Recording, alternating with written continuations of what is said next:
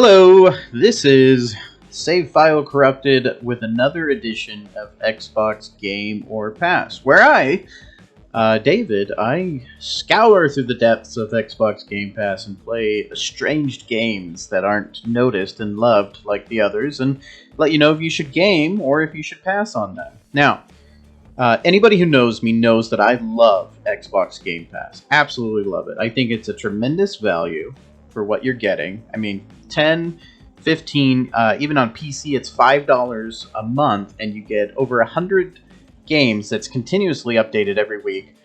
It's just absolutely incredible. But I feel like a lot of those games are ignored or not thought of in the way that the first-party games are. So I'm here to, play those games for you. So this is Xbox Game or Pass. Today we will be taking a look at Grounded, the latest from Obsidian Entertainment, the guys most known for games like Fallout New Vegas, Pillars of Eternity, and also known for making the best Bethesda game of the last 4 years. I know that this game is in game preview, but I still wanted to take a look and kind of pick it apart and let you know if it's worth your time.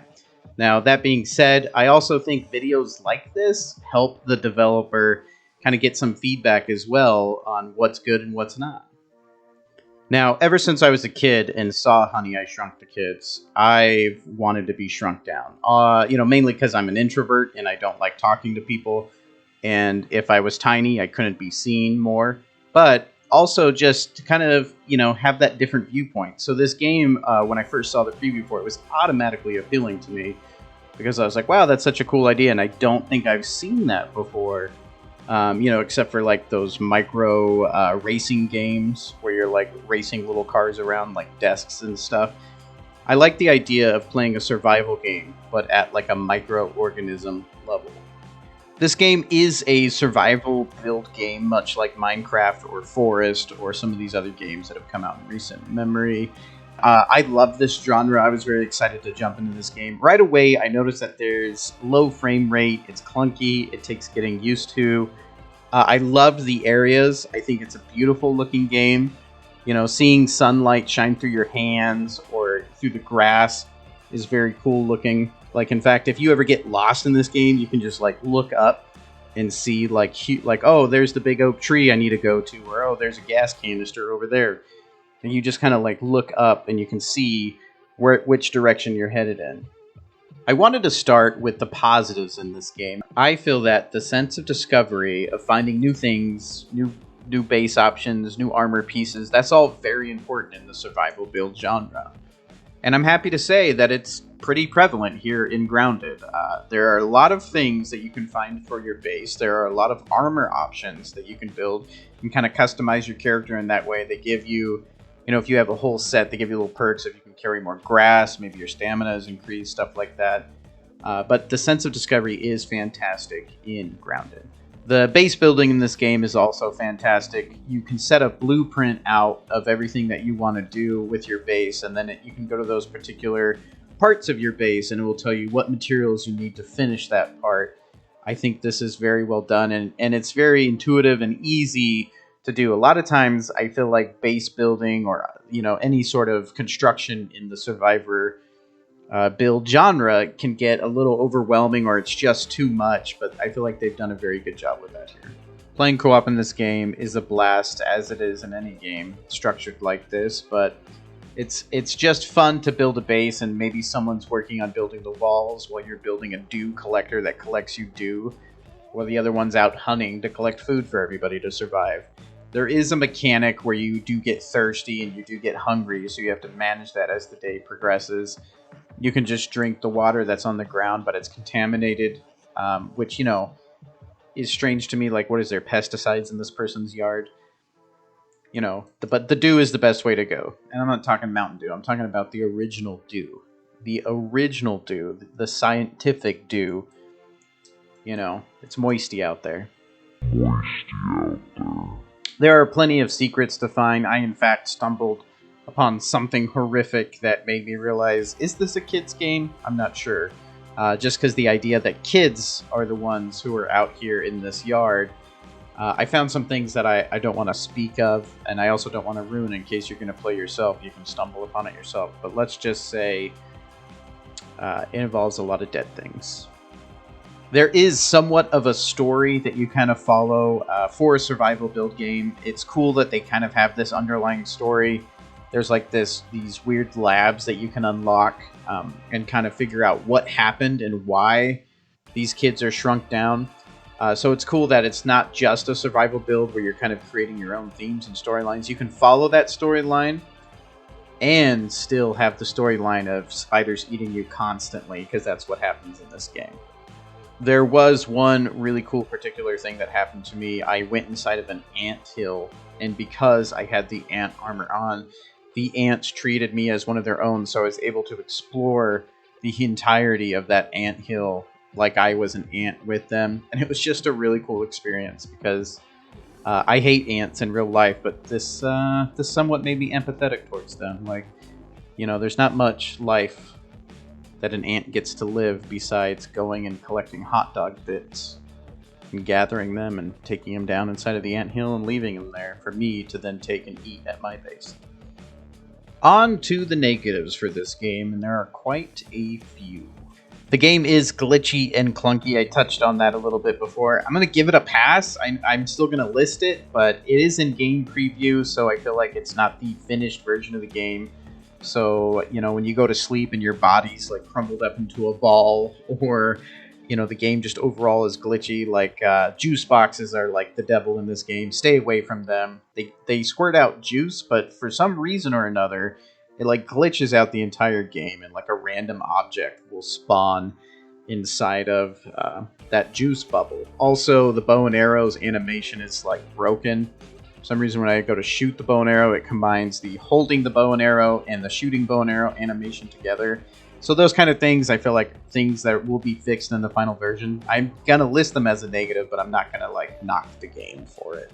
The menu system in a survival build game is very important because you're going to spend a lot of times going through your menus, crafting, and going into all those things. But I will say the menus aren't great here. They do feel kind of, you know, cluttered, and it's hard to navigate them very easily. The biggest menu that I have a problem with is the quick menu. You can't customize what's in your quick menu. They just put things in there for you. If you equipped an axe, it will go into the quick menu. But if you then get a new weapon and you equip it, it will still have the old axe as a quick menu item. So you literally have to drop the item on the ground and get it out of your inventory completely, and then equip the new item, and then it will be also added to your quick menu item bar. I also just wanted to list the characters, the 4 kids, as a negative. They are incredibly annoying. I don't know. I feel like Obsidian wanted us to like think that they were dorks, but I also don't like mind when the spider eats me, because I'm like, all right, this kid deserves it.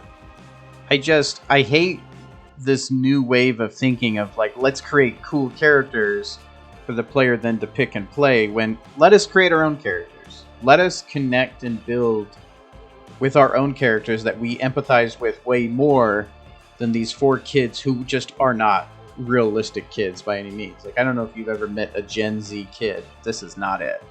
Like, not by a mile. None of these kids have phones either. Like, what? Why don't they have phones? Maybe it's because they were created in the lab. I haven't finished the story yet, but none of these kids have phones, because I feel like realistically, these kids would, you know, build a leaf house and then sit on Instagram or TikTok all day.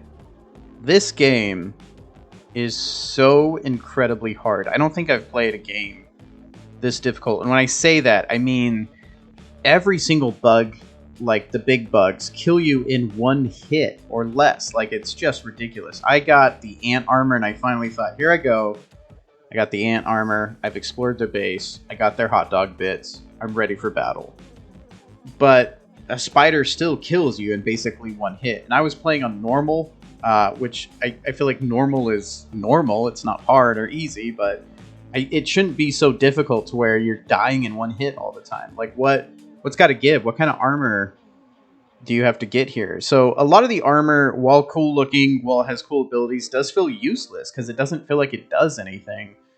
And the spiders are relentless. There was a point when me and my friends had built a base, and there were 3 wolf spiders outside of our base just ripping it to shreds. Like, where did they even come from? Like, where do these spiders come from? They are everywhere. The amount of spiders in this freaking game is ridiculous. Please tone back the spiders. It's daytime when it's supposed to be safe, and you'll see 6 spiders on the way to your next location.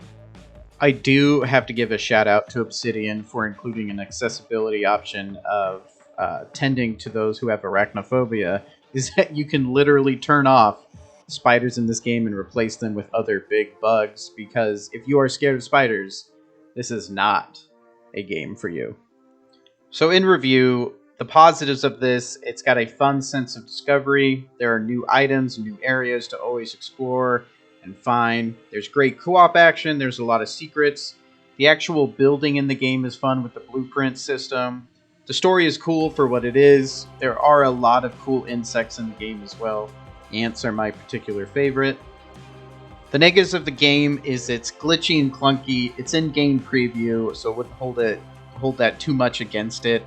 The menus aren't great. The quick menu item system is broken. You can't pick what goes where. You have to drop items and get it back up. It's really dumb. The characters themselves are really lame. These are the 4 lamest kids I could have thought of to make for a game. Like, please, developers out there, let us create our own characters.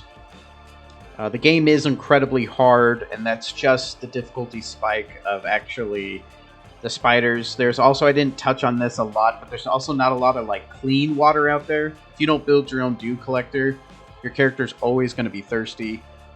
And last but not least, spiders. Spiders are the equivalent of a creeper in Minecraft. They're just there to ruin your day. As soon as you build a base out of grass, which honestly, building a base out of grass isn't a smart idea anyway, but a spider will be there to wreck it. A spider will be there to eat you when you discover something cool. And then for some reason, spiders like to group up. All different breeds and species of spiders will group up like a gang and beat the crap out of you. So should you game or pass with Obsidian Entertainment's Grounded? You should game. You should definitely game. This game has a lot of glitches. It's got a lot of stuff wrong with it, but I think it has just enough right with it that it is worth your time to install it and play with your friends. I think this is a game that over the next year or two will get so many upgrades and have so much into it that I think it will just be lots and lots of fun. I'm impressed with how much is in it and how much you can do in game preview. So that is it for Game or Pass. This has been David with Save File Corrupted. Remember to like and subscribe. We'll see you next time. Goodbye, everybody.